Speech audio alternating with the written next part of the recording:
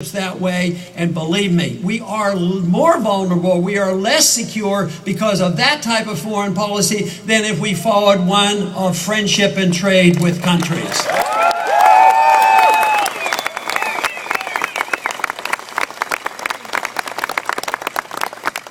The student in China that I believe that diplomatic thing will pass, and there will be not a major problem. I think it will not be a significant event, because there's a reason for that. Because we do, at least in spite of our shortcomings and China's shortcomings, there is a benefit to talking to China and trading with China. We get goods that are cheaper, and of course China likes to sell us goods, and even with all the shortcomings, this is the reason that we're not likely to have a war incident over this. 30, 40, 50 years ago, we'd have been probably on the verge of shooting and killing each other like we did when I was in high school during the Korean fiasco.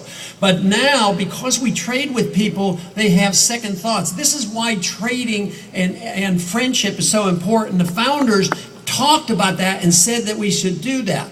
But what do the enemies of our movement say? Oh, you're a bunch of isolationists and you don't want to deal with the world.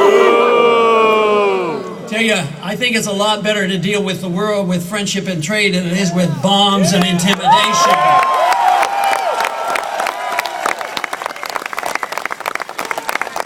Unfortunately, we've only had two options on foreign policy. One option would be to go to a potential dictator and talk him into being our friendly dictator, and then we give him a lot of money.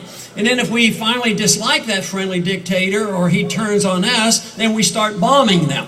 So I would say there should be a third option, that option, at least talking to people. You know, the 60,000 diplomats that we have in the State Department, I think we ought to put them to work. Let them practice a little diplomacy once in a while.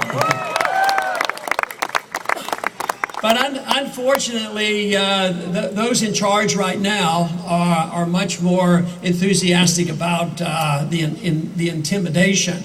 But the other side that accuses us of isolationism are the very first ones to want to put on sanctions on country, to say that we're going to put sanctions on and punish the leaders like we have been doing for 50 years with Castro. But guess what? The people suffer. It never punishes the leaders. The leaders use us as a scapegoat and say they suffer not because of communism or their system, but because of Americans being involved. So it doesn't work. Matter of fact, the sanctions on Iran actually backfire on us, because the dissidents that would like to change our government then all have to get together for nationalistic reasons to come together and stand behind their government. So I think sanctions are wrong, and sanctions are just an act of war, and it's time to get rid of all the sanctions on Cuba. Let's get the Cold World over with for good.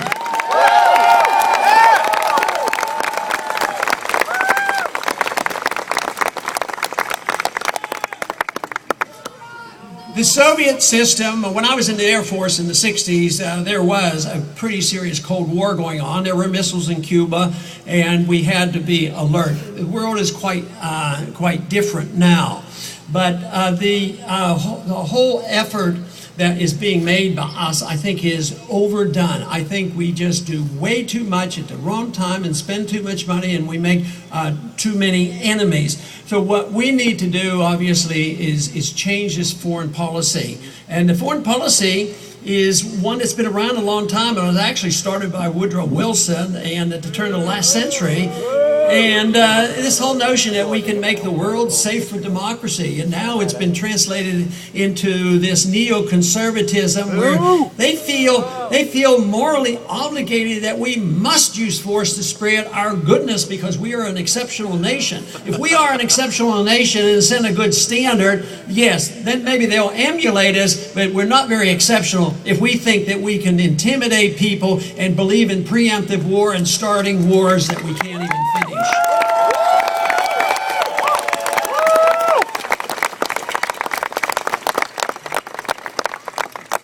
But we have a long way to go, because unfortunately the leadership in both parties are very much in agreement with much of the problems that we have today. If you look at the foreign policy, Does it ever change? I mean, we elect a Democrat. We hope the Democrat will be less warmongering. And of course, there was some encouragement. He won the Nobel Peace Prize for peace, so what the heck, we're on our way. So then the next day, he expands the war and invades another country. So it doesn't work, and of course, when we get the Republicans in charge, they're you know, the Republicans are the fiscal conservatives, and just look at what's happened when we had the House and the Senate and the presidency. The Department of Education doubled in size. The prescription drug program started satisfying the drug companies and the big businesses. That gets passed and added on. So, and the deficits explode. So what we need is a constitutional president that will not yield to those temptations. President Paul, President Paul, President Paul, President Paul, President Paul, President Paul, President Paul, President Paul, President Paul, President Paul. So we have we know what the problems are, we know what the solutions are, but the political drama is still there. We have an election coming up, we know what has to be done. We don't know what the results will be in California. I do want to report to you, though, that we have spent a fair amount of time in California. We've spent 2 weeks here, and the campuses have been very welcome and open to our ideas.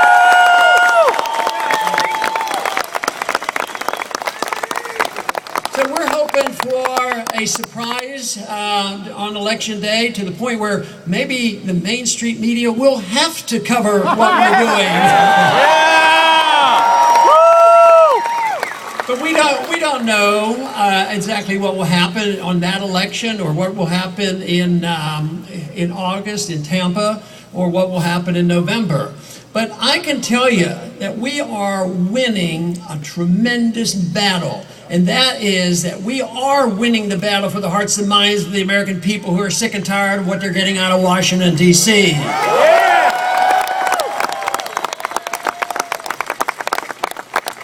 You know, when I think about winning or losing the individual battles and what we strive for to win the ultimate battle, I think of a conversation between two colonels after the Vietnam War.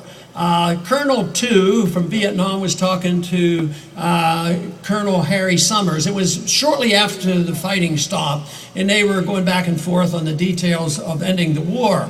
And Summers wanted to get the last word in, and he looked at Colonel 2 and said, "You do know that you never defeated us once on the battlefield." And 2 said, "Colonel, you're exactly right, but it's irrelevant." It's irrelevant because they won the war, because they were representing the hearts and minds of people who thought the French and Americans didn't have a right to be in their country, trying to settle a civil war. So when you're fighting for your country, it's a lot different, and you do end up ultimately very often winning. And just think of how many years, decades, hundreds of years, or centuries that the people of Afghanistan said, "We want to run our own life. We have enough problems. We'll take care of them, but we don't want the Soviets in here, and we don't want the Americans in this country. We want you out of here now." Yeah. It's always much easier if you're defending a homeland to ultimately win the battle, but when the military has tremendous force, you can lose a lot of battles, but you eventually will lose the war. But the Soviet system was doomed to fail. It was predicted by Austrian economists as far back as 1912 by Mises that socialism can't work, because you lose your pricing structure. Without the pricing structure, you don't know what supply and demands are. You get malinvestment, you get too much debt, and all these problems of inflation. So, but he said that it would fail, and it did. So, as terrible as the Cold War was, with the confrontation of thousands of missiles, the Soviets had 30,000, and we had nearly as many as well, and it was very, very dangerous. But we didn't have to fight it with a nuclear exchange. Here today we are intimidated by a third world country that has no army of sorts and no navy, no air force, no intercontinental ballistic missiles, no nuclear weapons, and we were ready to go to war because someday, someplace, they might get a nuclear weapon, and yet we stood the Soviets down. I would say that we shouldn't be so easily intimidated.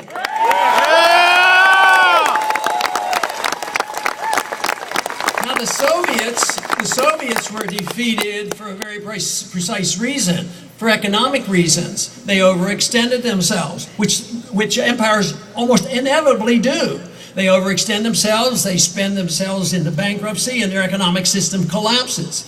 Now, bin Laden had a precise plan to get us more involved in the Middle East by sending individuals over here to cause harm, because he thought that we might then take the bait and go over there and occupy at least one Muslim country. Of course, how many countries are we in now? We can't even count them. There's so many. His plan was to get us involved in one country and get us bogged down in the war over there. His other plan was to cause dissent in this country. He was, I'm sure, thinking about the dissent of the 1960s of the Vietnam War. But the other plan that he had was to bankrupt our country by overextending ourselves overseas. And here we have done exactly what he was looking for us to do, and we have sacrificed another 8,500 Americans, 40,000 Americans severely wounded, hundreds of thousands begging and pleading for help at the Veterans Administration. We have an epidemic of suicides with our military, more people dying from suicide than we do from combat.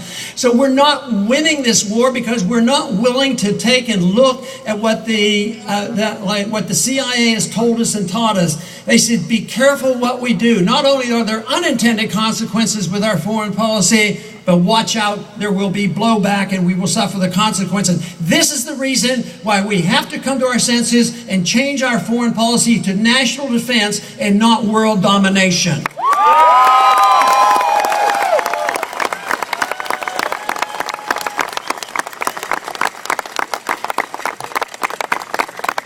The intellectual revolution is well in place. There was an intellectual revolution prior to our first revolution that lasted probably 100 years. And the founders were well versed in history. They knew about the Magna Carta. They knew about Old Testament history. They knew the dangers of kings. So they were well versed about property rights. And finally, there was a political action, which was the revolution and the writing of the Constitution. Well, today, the intellectual revolution is much more successful than what we see in Washington. This has been going on for 30 or 40 years. It's been quiescent, but it has been now bearing fruit today with this generation, because it is this generation that has required that we bring forth in a presidential election for the first time since the Fed was started, that the Federal Reserve is an issue in this presidential election.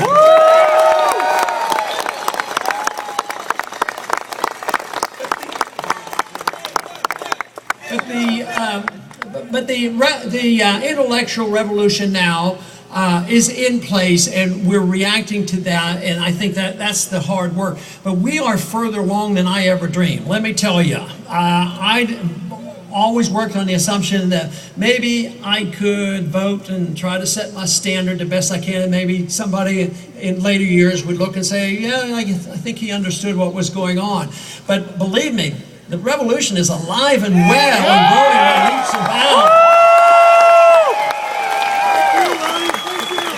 Looks like truly it is an idea whose time has come, and armies will not stop us, nor will the government stop us.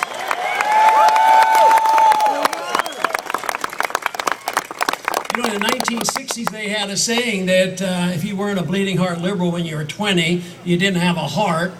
And then they also said that if you weren't a good conservative by the time you were 40, you didn't have a brain. And I'm suggesting that the freedom movement has both a heart and a brain at the same time.